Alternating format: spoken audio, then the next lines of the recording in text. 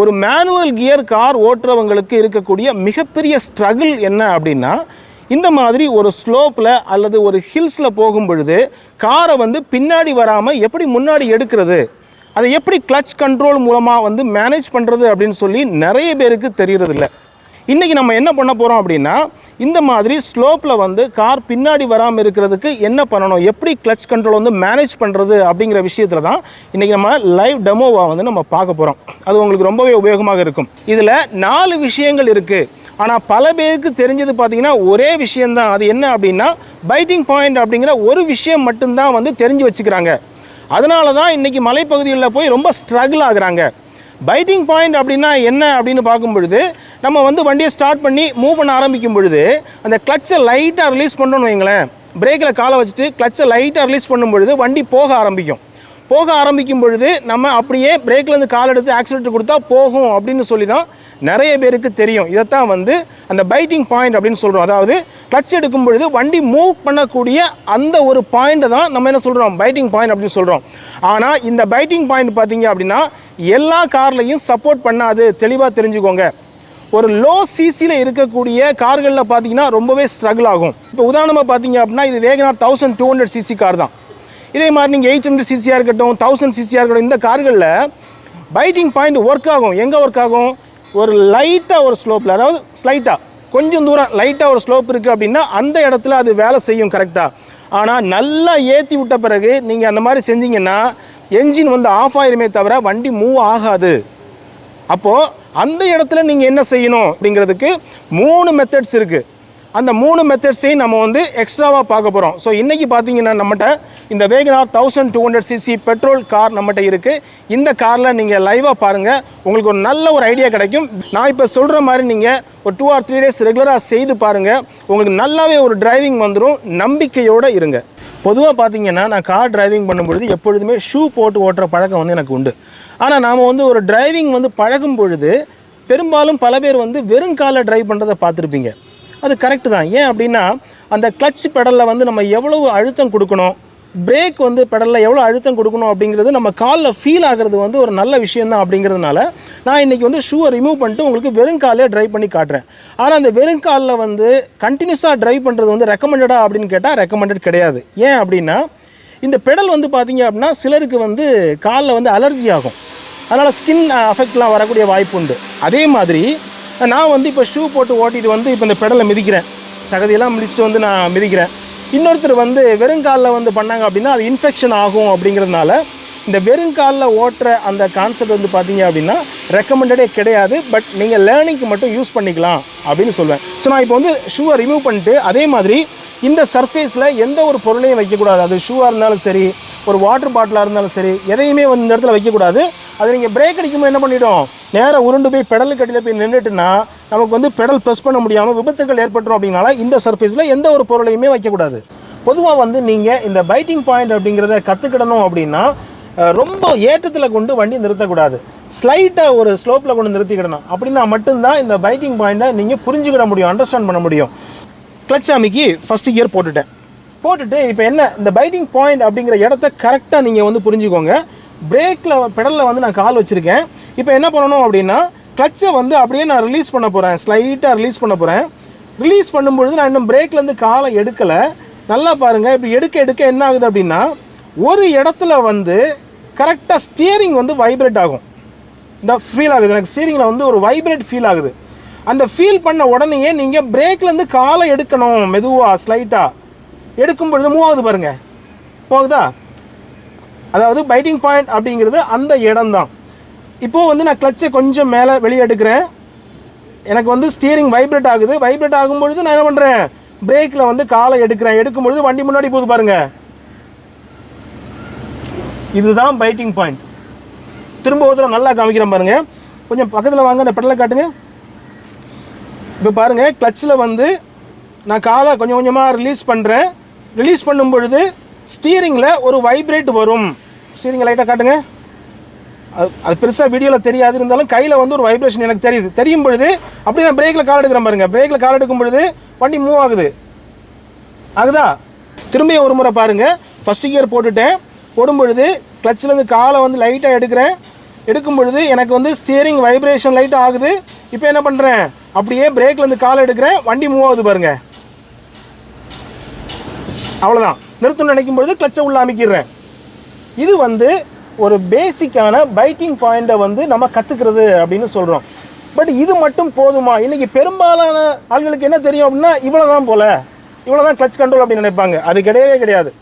இது வந்து பார்த்தீங்க அப்படின்னா ஒரு நடுநிலை கல்வி அப்படின்னு சொல்கிறோம். ஒருவேளை இந்த பைட்டிங் பாயிண்ட் வந்து வேலை செய்யலை, உங்களுக்கு ஒர்க் அவுட் ஆகலைன்னா என்ன பண்ணுறது? இப்போ நீங்கள் பேசிக்கை தெரிஞ்சுக்கிட்டீங்க.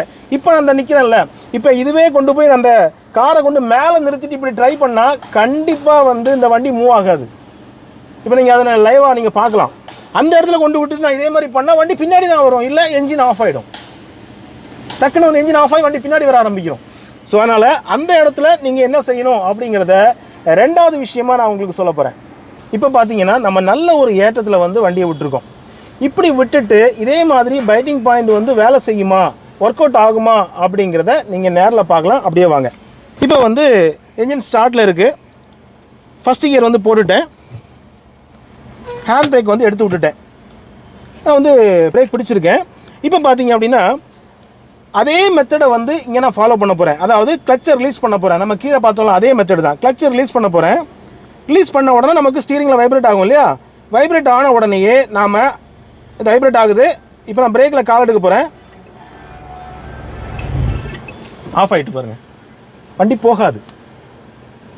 சில சொல்லலாம் உடனே எடுத்து ஆக்சிடென்ட் கழிச்சா, அப்படி பண்ண முடியாது. ஏன்னா நம்ம ஃபஸ்ட்டில் அந்த லேர்ன் பண்ணுற மெத்தட் என்ன மெத்தட், பைட்டிங் பாயிண்ட்டுங்கிறத வந்து ஒரு ஸ்லோப் வந்து ரொம்ப லோவாக இருக்க இடத்துல நம்ம வந்து என்ன பண்ணுறோம், ட்ரெயின் பண்ணுறோம். அதை கொண்டு வந்து இவ்வளோ பெரிய ஹைட்டில் இருக்கும்போது இது ஒர்க் அவுட் ஆகாது. அப்போது அதனால தான் நான் சொன்னேன், பைட்டிங் பாயிண்ட்டை நீங்கள் தெரிஞ்சுக்கிட்டால் மட்டும் பத்தாது, இந்த மாதிரி ஹைட்டில் வந்த பிறகு என்ன செய்யணும் அப்படிங்கிறத தெளிவாக காட்டுறேன் பாருங்கள். இதில் பார்த்தீங்கன்னா நம்ம இப்போ பண்ண போகிறது கொஞ்சம் கடினமான ஒரு விஷயந்தான் அப்படின்னு சொல்லுவேன். எல்லாருக்கும் இது வந்து டக்குன்னு வந்துடாது. பட் நல்லா ப்ராக்டிஸ் பண்ணுறது மூலமாக நிச்சயமாக செய்ய முடியும். ஆனால் இது கஷ்டமாக இருந்துச்சு அப்படின்னா இன்னொரு முறை இருக்குது, அது கஷ்டமாக இருந்துச்சுன்னா இன்னொரு ஃபைனல் முறை இருக்குது. இப்போ ரெண்டாவது முறையை பார்ப்போம்.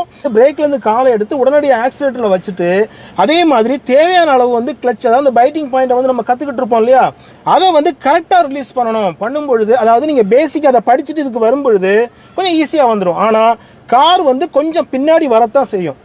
பின்னாடி வந்தாலும் பரவாயில்லை அப்படின்னு சொல்லி நீங்கள் லேர்ன் பண்ணணும். ஏன்னா நீங்கள் வந்து கற்றுக்கிற இடம் பார்த்தீங்க அப்படின்னா ஒரு ரேம்பில் இந்த மாதிரி இடத்துல போய் கற்றுக்கிடுவீங்க, ஒரு மெயின் ரோட்டில் போய் நிற்க போகிறதில்ல. அப்படிங்கும்பொழுது கொஞ்சம் பின்னாடி வந்தாலும் பரவாயில்லை அப்படின்னு நினச்சிட்டு நீங்கள் என்ன பண்ணணும், இந்த லேர்னிங்கை வந்து நீங்கள் கற்றுக்கிடணும். இப்போ பாருங்கள், இப்படி நிற்கிது வண்டி, கொஞ்சம் பின்னாடி வந்தாலும் பரவாயில்ல அப்படின்ட்டு நான் என்ன பண்ணுறேன், கொஞ்சம் எடுக்க ஆரம்பிக்கிறேன்.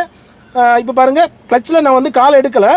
அதே சமயத்தில் பிரேக்லேருந்து காலை எடுத்து உடனடியாக என்ன பண்ணுவேன், ஆக்சிலேட்டர் பண்ணுவேன். அதே சமயத்தில் கிளச்சையும் வந்து கொஞ்சம் ரிலீஸ் பண்ணுவேன், ஒரு முக்கால் கிளச் அப்படின்னு வைங்களேன், அந்த பைட்டிங் பாயிண்ட் லெவலுக்கு. இப்போ பாருங்கள், அவ்வளோதான். வண்டி கொஞ்சம் பின்னாடி வரத்தான் செய்யும். ஆனால் அப்படி லேர்ன் பண்ணணும். தான் இருக்குல்ல, கொஞ்சம் பின்னாடி வந்தால் பரவாயில்ல. ஆச்சா? அதாவது தேவையான அளவு ஆக்சிலரேட்டர், தேவையான அளவு கிளச். கொஞ்சம் என்ஜின் வந்து ரைஸ் ஆனாலும் பரவாயில்ல. ஏன்னா நீங்கள் வந்து இது தெரியாமல் நீங்கள் ஸ்லோப்பில் போய் நிற்கும் பொழுது என்ன நடக்கும், கண்டிப்பாக பின்னாடி போய் ஒரு வண்டி இடிச்சிடும் இல்லையா? அப்போ அந்த இடத்துல நீங்கள் மேனேஜ் பண்ணி தான் ஆகணுங்கிற இடத்துல இப்படி ஒரு ஐடியா இருக்குது. எப்படின்னா வண்டி கொஞ்சம் பின்னாடி வரும், ஸ்லைட்டாக பின்னாடி வரும். ஆனால் நீங்கள் ப்ராக்டிஸ் பண்ண பண்ண பண்ண ரொம்ப எக்ஸ்பீரியன்ஸ் ஆக ஆக அந்த பின்னாடி வர்றது கொஞ்சம் குறையும். ஸ்லைட்டாக 1 இன்ச் வந்தாலும் பரவாயில்ல அப்படின்னு நினச்சிட்டு கூட நீங்கள் ட்ரைனிங் பண்ணலாம். அந்த இருக்குல்ல, இப்போ பாருங்கள், பிரேக்லேருந்து கால் எடுத்து ஆக்சிலேட்டர் ஏறுதா? ஓகே, இது வந்து ரெண்டாவது மெத்தட். மூணாவது ஒரு மெத்தட் நான் சொல்கிறேன். இந்த மெத்தட் பார்த்தீங்க அப்படின்னா நீங்கள் ட்ரை பண்ணலாம், ஆனால் நிறைய டைம் ட்ரை பண்ணக்கூடாது. அது என்ன அப்படின்னா, நீங்கள் வந்து கிளச் வித் ஆக்சிலரேட்டரோட வந்து நீங்கள் மேனேஜ் பண்ணுறது அப்படின்னு சொல்கிறேன். எப்படி மேனேஜ் பண்ணுறது அப்படின்னா, இப்போ பாருங்கள், இதை எடுத்துட்டு அப்படியே பார்த்தீங்க அப்படின்னா ஆக்சிலேட்டர் மற்றும் கிளச் மூலமாக நான் வண்டியை நிறுத்தியிருக்கேன் பாருங்கள்.